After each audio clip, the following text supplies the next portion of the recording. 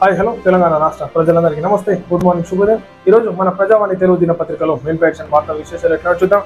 దయచేసి వ్యూవర్స్ అందరూ ఆ న్యూస్ పేపర్ అనాలిసిస్ ప్రోగ్రామ్ ని లైక్ చేసి వీడియోని ఒక సోషల్ మీడియా గ్రూప్స్ లో షేర్ చేయవలసిన కోరుతాను. వార్తా వివరాలు. ఇంటర్మీడియట్ దశ కీలకం.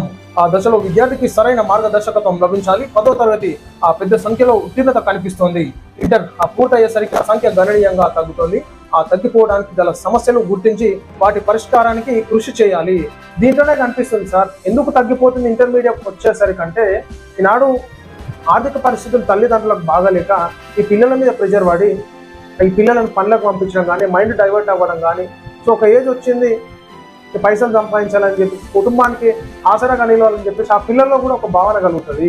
ఎందుకంటే తల్లిదండ్రి పడేటటువంటి కష్టాన్ని చూడలేక ఆ పిల్లాడి మైండ్ కూడా డైవర్ట్ అవుతుంది. కాబట్టి ఈ దిశగా పిల్లలు చాలా మటుకు ఇంటర్మీడియట్ స్టేజ్లోనే మైండ్ డైవర్ట్ అయ్యి చదువుపైన శ్రద్ధ కోల్పోవడం కానీ ఈ విధంగా జరుగుతుంది. మధ్యతరగతి పరిస్థితులు చాలా ఘోరంగా ఉంటాయి. ముఖ్యమంత్రి గారు మీకు చెప్పాల్సినటువంటి అవసరం లేదు, ఒక ముఖ్యమంత్రి హోదాలు ఉన్నారు. ఎవరి పరిస్థితులు ఏ విధంగా ఉంటాయో ఒకసారి ఆలోచించుకోవాలి. కాబట్టి ఈనాడు ఆ విద్యార్థుల పరిస్థితి ఆ విధంగా కావడానికి తల్లిదండ్రుల స్తోమత సరిగా లేకపోవడం, ఆ పిల్లలని సరిగా చదివించలేకపోవడమే భారంగా మనం చూడొచ్చు. కాబట్టి ఖచ్చితంగా దీనిపైన దృష్టి పెట్టి ఏ విధంగా ఈ యొక్క సమస్యకి పరిష్కారం దొరుకుతుందో ఇక మీరే ఆలోచించి చెప్పాల్సిందిగా మేము కోరుతా ఉన్నాం. పాశమైలారం ఘటనపై నిపుణుల కమిటీ. ఏ కమిటీ వేస్తే ఏం లాభం, పోయిన పానాలు తిరిగి వస్తాయా? ఈ కమిటీ ఏమున్నా 10 రోజులు తూతు మంత్రంగా డ్రామా చేస్తారు.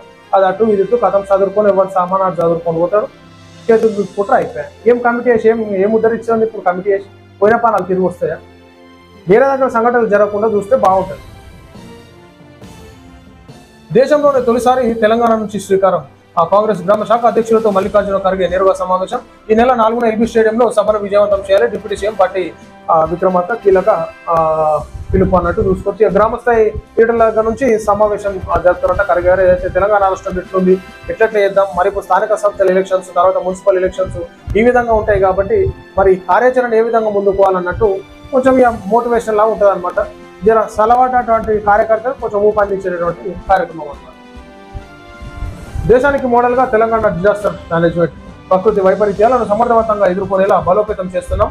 వరద ముంపును ముందుగానే గుర్తించి ఎప్పటికప్పుడు అప్రమత్తంగా ఉండాలి. నదీ పరివాహక ప్రాంత నివాసితులకు ఇందిరామైలు. మంత్రి పొంగిరెడ్డి శ్రీనివాస్ రెడ్డి అన్నారు. నదీ పరివాహక ప్రాంత వాసులందరికీ తొందరగా ఇస్తే బాగుంటుంది. సరే, ఇతరులకు కొంచెం అటు ఇటు లేట్ ఇచ్చిన గ్రామీణ ప్రాంతాలలో కానీ నదీ పరివాహక వాళ్ళకి తొందరగా ఇస్తే బాగుంటుంది. ఎందుకంటే వాళ్ళకి ఇల్లు లేనటువంటి పరిస్థితి, గూడారాలు వేసుకొని ఆ నది కాలువలో కొట్టుకుంటే జీవనం చాలా దుర్భనీయంగా ఉంటుంది. కాబట్టి వారి గురించి ఆలోచించాలి. ఆ వ్యవసాయ అధికారులు రైతులకు అందుబాటులో ఉండాలి ఉంటారు. వ్యవసాయ అధికారులు రైతులకు అందుబాటులో ఉండాలంటే ఆ జిల్లాను ముందుకు తీసుకెళ్లేందుకు నా వంతు కృషి చేస్తా. రైతు భరోసా, రైతు బీమా, ఎరువులు విధానాల విషయంలో ప్రత్యేక దృష్టి పెట్టాలి. ఇందిరమ్మ ఇళ్లను త్వరగతిన పూర్తి చేసేందుకు ఆ చర్యలు తీసుకోలేదు. రైతు వేదికల దగ్గర వ్యవసాయ శాఖ అధికారులు ఖచ్చితంగా ఉండాలి.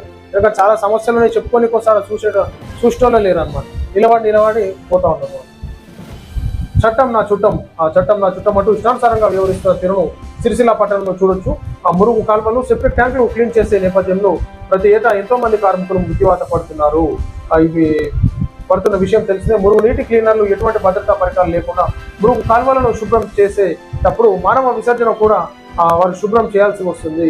పాపం వాళ్ళ పరిస్థితి అయితే, పారిశుద్ధ కార్మికుల పరిస్థితి చాలా దారుణంగా ఉంటుంది. వాళ్ళ జీతాలు కూడా సరిగ్గా సకాలంలో రావు. 2 నెలలకు, 3 నెలలకు, 4 నెలలకు ఒకసారి వస్తాయి. వాళ్ళు మాత్రం నిత్యం శ్రమిస్తుంటారు. అసలు చెప్పలేనటువంటి పరిస్థితి. మనం పక్కపోట ఆడ వాసన వస్తేనే దూరంకి వెళ్ళిపోతాం. వాళ్ళు దాంట్లో దిగి ఆ మోరి క్లీన్ చేస్తారు, సెప్టిక్ ట్యాంక్, డ్రైనేజ్, చెప్పలేము అసలు వాస్తవానికి. ఇలాంటి వారికి ప్రభుత్వం ఖచ్చితంగా అండగా ఉండాలి.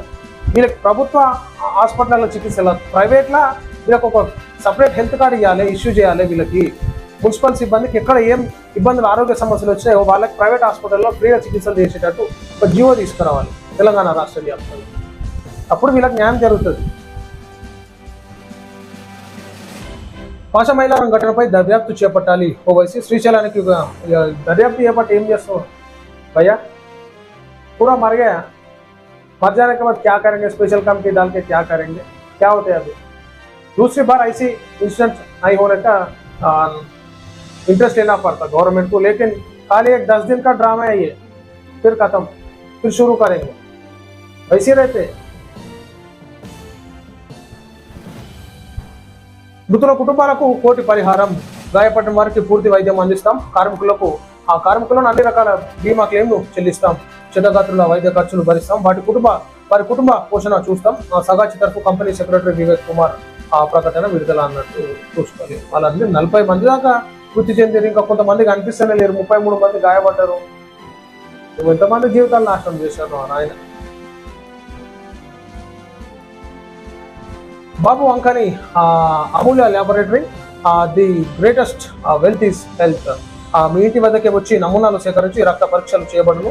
కృష్ణ న్యూరో హాస్పిటల్ పక్కన వెంకంపేట సిరిసిల్లలో మా వద్ద అన్ని రకాల రక్తం, మూతం, బలం, వీర్యం, షుగర్, థైరాయిడ్, రక్తమున పరీక్షలు చేయబడును అన్నట్టు మనం చూసుకోవచ్చు. సో అక్కడ ఉన్నటువంటి దగ్గర ఉన్నటువంటి గ్రామీణ ప్రాంతాలలో కొంచెం సేవలు లేనటువంటి పరిస్థితుల్లో ఖచ్చితంగా సంప్రదించవలసిందిగా కోరుతాం. ఎందుకంటే రెగ్యులర్గా మనం బ్లడ్ టెస్ట్ చెకప్ చేసుకోవాలి. మాకు ఏమైందిలే అని అనుకుంటే మాత్రం ఎన్నో రిజల్ట్స్ మనం బ్లడ్ టెస్ట్ ద్వారా సేకరించుకోవచ్చు, గ్రహించుకొని తద్వారా ఆ రిపోర్ట్తో డాక్టర్ దగ్గరికి వెళ్తే మన హెల్త్లో ఏ విధమైనటువంటి ప్రాబ్లమ్స్ ఉన్నాయి టోటల్గా ఆ బ్లడ్ టెస్ట్లో తేలుతుంది. కాబట్టి మరి ముందస్తుగా ప్రతిసారి మనకు ఒక 4 నెలలకు 5 నెలలకు ఒకసారి బ్లడ్ టెస్ట్ చేయించుకోవడం చాలా మంచిది.